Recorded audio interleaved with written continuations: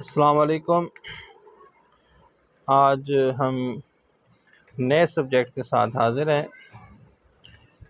آج سے ہم شروع کرنے لگے ہیں ریسرچ میتھڈالوجیز ان ایجوکیشن کہ تعلیم کے اندر کون کون سی ریسرچ میتھڈالوجیز ہم پڑھتے ہیں، استعمال کرتے ہیں۔ تو آئیے اب سٹارٹ کرتے ہیں لیکچر نمبر 1۔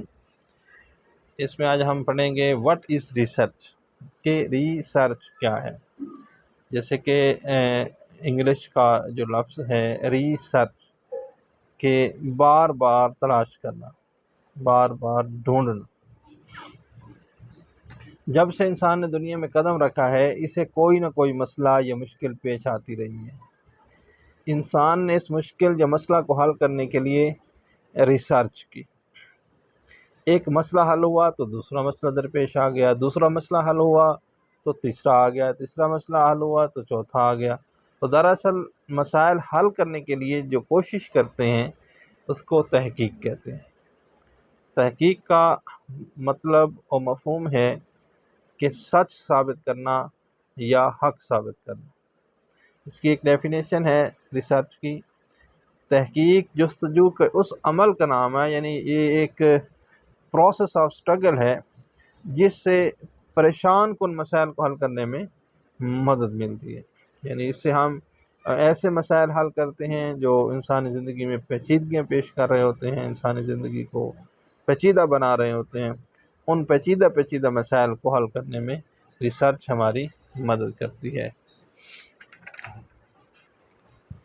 اب ہم پڑھیں گے what are the benefits of research in education, یا دوسرے لفظوں میں کہ what is the importance of research in education, کہ تعلیم میں ریسرچ کی کیا اہمیت ہے، یا تعلیم میں ریسرچ کے فوائد کیا ہیں۔ اس کے بہت سارے تعلیم میں فوائد ہیں کہ ریسرچ تعلیم کے ہر شعبے میں ہمیں مدد فراہم کرتی ہے، معاونت فراہم کرتی ہے۔ جیسا کہ طریقہ ہے تدریس، بھئی ایک طریقہ اگر ایک جگہ پہ کارگر نہیں ہے تو ہم ریسرچ کریں گے کہ اس جگہ پہ کون سا طریقہ تدریس استعمال کیا جائے کہ زیادہ سے زیادہ فائدہ ہو۔ اس طریقے سے ریسرچ ہمیں تدوین نصاب یعنی کریکولم ڈیولپمنٹ میں بھی مدد دیتی ہے۔ اس طرح ایجوکیشنل ایویلیویشن کے لیے بھی ریسرچ بڑی امپورٹنٹ ہے۔ ٹریننگ ٹیچرز، اس کے لیے بھی ریسرچ امپورٹنٹ ہے۔ ایجوکیشنل پلاننگ، اس کے لیے بھی امپورٹنٹ ہے۔ ایڈمنسٹریشن آف اسکول، اس کے لیے بھی ریسرچ بڑی امپورٹنٹ ہے۔ Economical education and philosophical education, in sub fields کے اندر جو ریسرچ ہے وہ بڑی معاون و مددگار ہے۔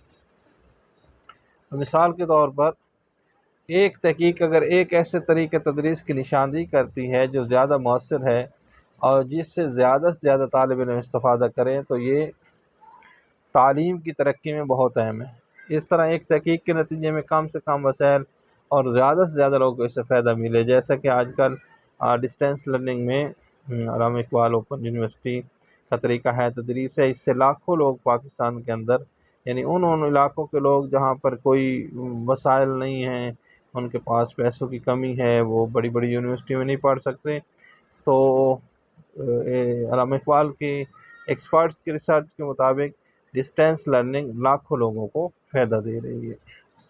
اس کے بعد ہے کریکٹرسٹکس آف ریسرچ، کہ ریسرچ کی کیا کیا خصوصیات، جو ہم ریسرچ کرتے ہیں، تحقیق کرتے ہیں، ان کی کیا کیا خصوصیات ہونی چاہیے۔ سب سے پہلی ہے کہ ریسرچ کنٹرولڈ ہونی چاہیے۔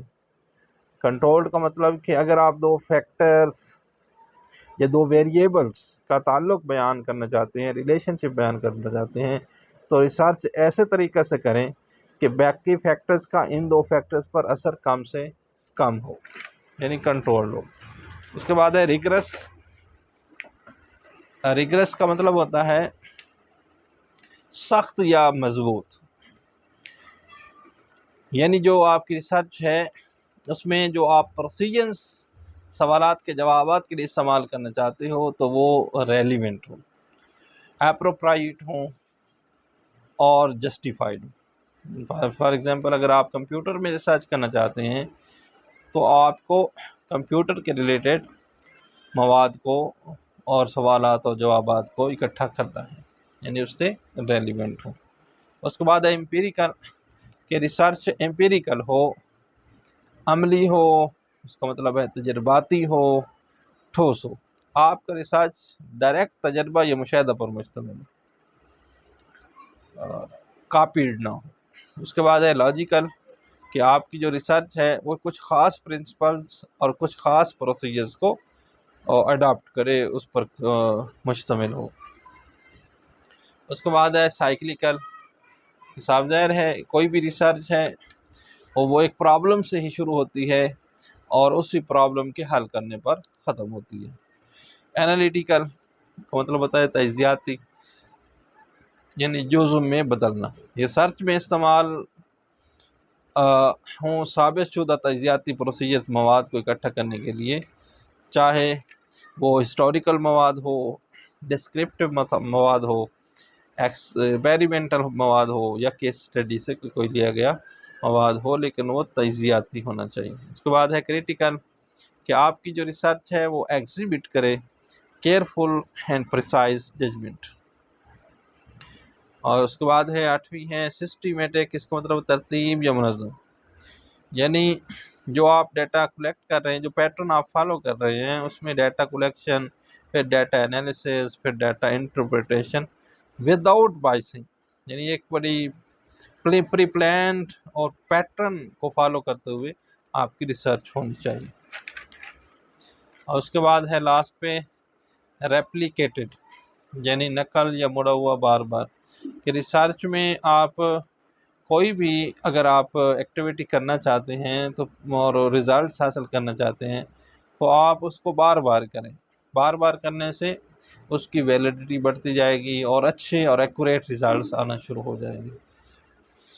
تو آج کی ویڈیو میں ہم نے پہلے لیکچر میں پڑھا ہے کہ واٹ از ریسرچ، ریسرچ کیا ہے، اور what is the importance of research in education, اور اس کے بعد ہم نے پڑھی ہیں کریکٹرسٹکس آف ریسرچ، کہ جو ریسرچ ہو اس کی کیا کیا خصوصیات ہونی چاہیے۔ ہم نے 9 طرح کی خصوصیات پڑھی ہیں، کہ ریسرچ کنٹرولڈ ہو، رنگرس ہو، امپیریکل ہو، لاجیکل ہو، سائیکلیکل ہو، انالیٹیکل ہو، کریٹیکل ہو، سسٹمیٹک ہو، اور ریپلیکیٹڈ ہو۔